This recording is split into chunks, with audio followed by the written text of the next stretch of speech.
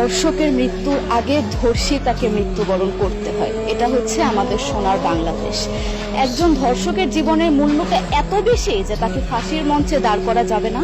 আমরা বাংলাদেশে কয়জন ধর্ষকের নাম জানি যাকে কঠোর থেকে কঠোরতম শাস্তি দেওয়া হয়েছে, যাকে ফাঁসির মঞ্চে দাঁড় করা হয়েছে? আমরা কি আদৌ কেউ জানি না। অথচ আমরা কতগুলো যারা ধর্ষিত হয়েছে তাদের নাম জানি। অনেক বড় এই লিস্ট, আসলে অনেক বড়, বলে শেষ করা যাবে না। কুমিল্লার তনু, মাগুরার আসিয়া, 2 দিন আগেও কিশোরগঞ্জে 8ম শ্রেণীর একটি ছাত্রীকে বাসা থেকে তুলে নিয়ে ধর্ষণ করা হচ্ছে। বাবার হাতে মেয়ে ধর্ষিত হচ্ছে, ভাইয়ের হাতে বোন ধর্ষিত হচ্ছে।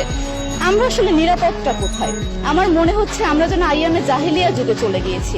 মাঝে মধ্যে মনে হয় এর থেকেও খারাপ সময় আছি আমরা, কারণ ওই যুগে মেয়েরা অ্যাটলিস্ট সম্মান নিয়ে মৃত্যুবরণ করতে পারত। জন্মের পরপর জ্যান্ত মাটিতে পুঁতে দেওয়া হতো, আর আমাদের ধর্ষণ করে নির্মম ভাবে তারপর মৃত্যুবরণ করতে হচ্ছে।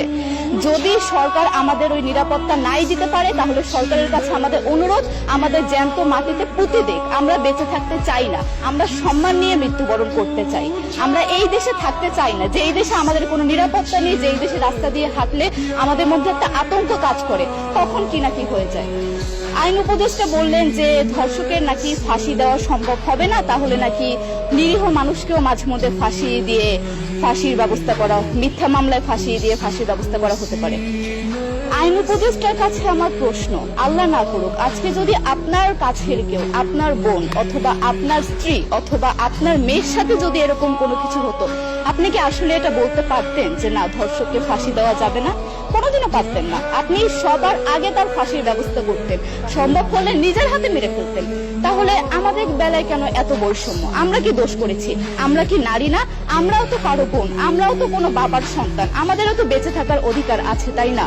কিছু হলে মেয়েদের পোশাকের দোষ দেওয়া হয়। আমার কাছে প্রশ্ন, একটা 8 বছরের শিশুর মধ্যে এরকম কি থাকতে পারে যেটা একটা পুরুষকে অ্যাট্রাক্ট করবে, যেটা একটা পুরুষকে সিরিয়াস করবে?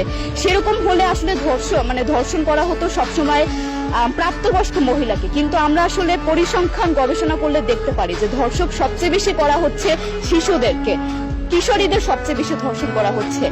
দৃষ্টিভঙ্গি পরিবর্তন করুন, চিন্তা ভাবনা পরিবর্তন করুন, ধর্ষকদের আইনের আওতায় আনুন।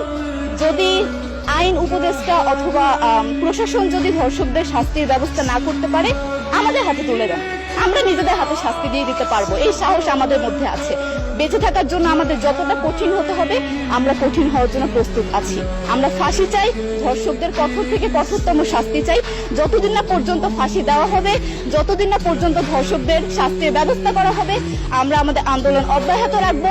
দরকার হলে আমরা শিক্ষা প্রতিষ্ঠান বন্ধ করে দিব, তবুও আমরা থামবো না। এটাই আমাদের দাবি।